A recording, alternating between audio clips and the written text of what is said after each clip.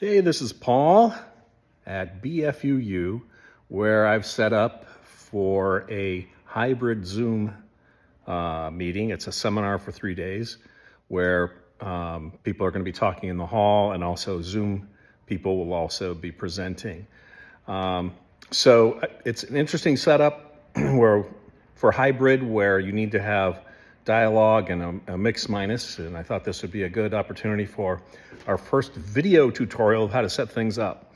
When we have the new mixing board, which is going to be in a month or two, it'll be slightly different, but it's going to be the same concept. So this should help us and me remember what I did this time, because it works great. Let's start off with the mixer.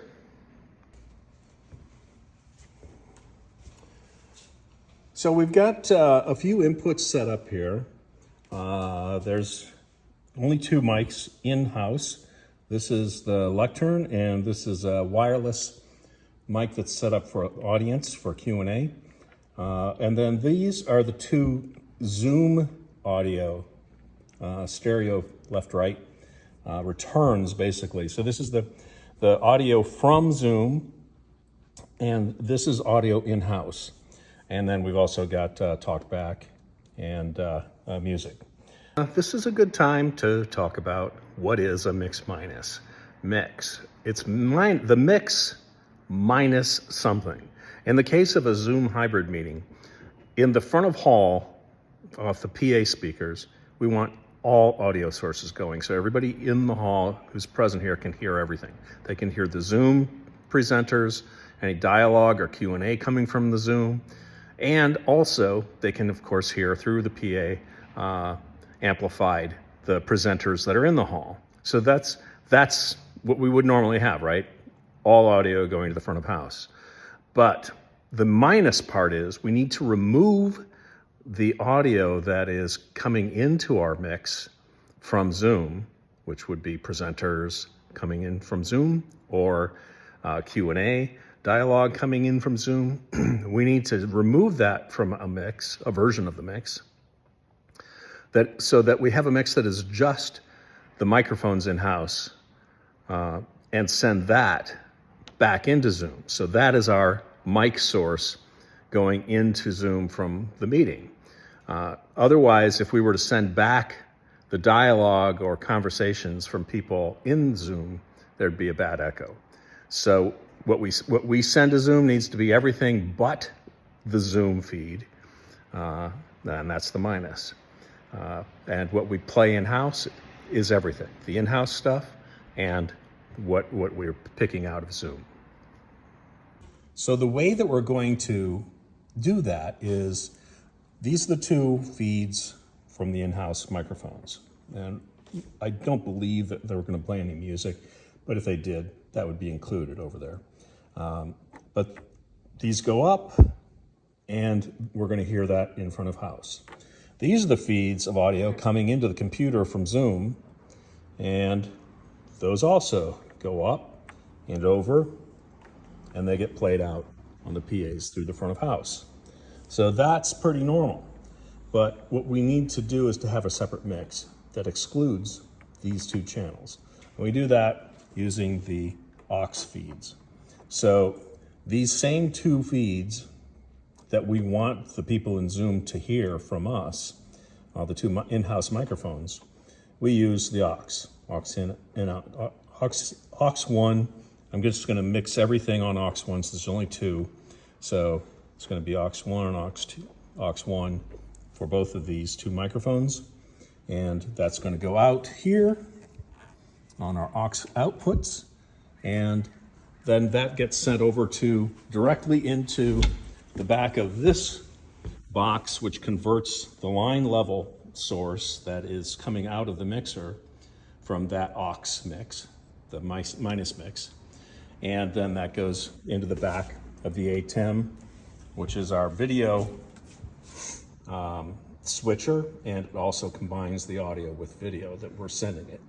So that's how, and that goes from there back into the computer and picked up by Zoom as the video and audio source that it's using to send out from here.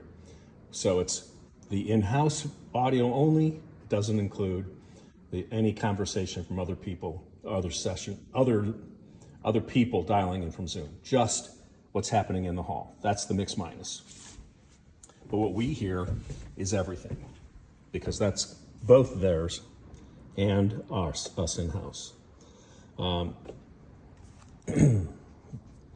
We've got, from an audio routing perspective, let's start at the beginning.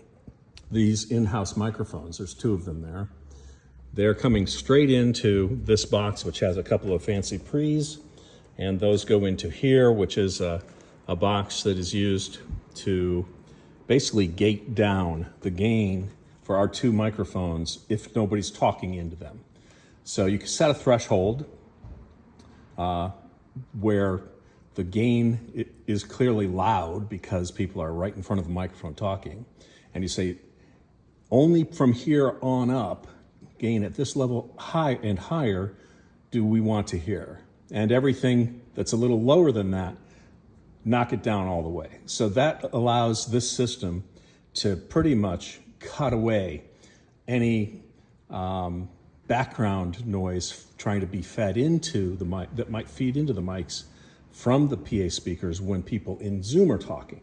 Because if people in Zoom were to get picked up by our microphones and sent in, they'd hear a horrible echo. So we don't want that. So this is, in effect, hitting the mute button every time somebody at Zoom talks, and releasing the mute button anytime somebody in-house talks in one of these microphones. It's a very clever and very cool box. So that's the signal processing that ends up going into these 2 green feeds that is for our 2 mics. And then it goes from here out of our aux into the Zoom mix minus. The way that you do that mix is right here. You set up the right inputs into our PFL, and you listen and make sure that we're sending what we should, and then that goes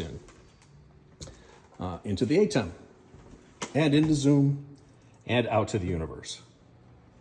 Now, people that talk to Zoom in Zoom, other people that aren't here in this house, in the building, their dialogue is going to, or whatever they're doing, we're going to hear their conversation coming out of Zoom, because Zoom is configured so that the speaker is the Evo. And the Evo is this audio interface, which is plugged into that same computer via this USB connection. Now, it's actually going into a hub over there, but it could not go into the hub. It's just convenience for us. It goes into the hub and then comes out here. So it goes into here and then right into these 2 channels, and then it gets fed into the front of house so that people here can hear. Here's the back of all of that craziness. Really, the only thing that matters are these 4 channels here. The green is the input from house, and the red is the input into the mixer from Zoom. Pretty straightforward. Fairly simple, actually. And that red is coming out of an interface. Any interface will work fine. Plugs into the computer. Computer is configured to see that as a speaker. So Zoom just sends out all the Zoom dialogue into this interface, into this mixer. And if you don't have this fancy box that does the gain reduction, you can still do this same setup, but you're going to have to be very careful about where you place the microphones versus the PA and the levels, so that there's no, so that the mics are not picking up the amplified dialogue coming from Zoom. As long as that's not happening, then you're still going to be good. And you might have to manually adjust the faders, as people are talking in Zoom versus people talking in-house, so that the levels don't, if you drop the level of the microphone, then it's not going to get picked up. So there's many ways to do that. This is just an automated way, which is very awesome. But, careful placement of the PA and microphones also goes a long way towards making this work without any hassles. So there you have it. That's our setup for today and the next few days. And it's working very well. If you're also wondering about the TV monitor, that is being run from a separate box. I don't want to try to mix that into what's happening in the Zoom session that we're using to talk to people and get their dialogue. I just want that to be a kind of a one-purpose machine, and that's the BFUU laptop. I've got my laptop that is also going to be logged into the Zoom session, and that video is coming out and being transmitted wirelessly to through this, which right now is kind of the only way to get things from one side of the hall to the other because we don't have wire that we want to put on the ground. But anyhow, it wirelessly transmits the picture of the Zoom session to that monitor. And then people will be able to see the faces of everybody in Zoom. Hope this helps, and happy mixing.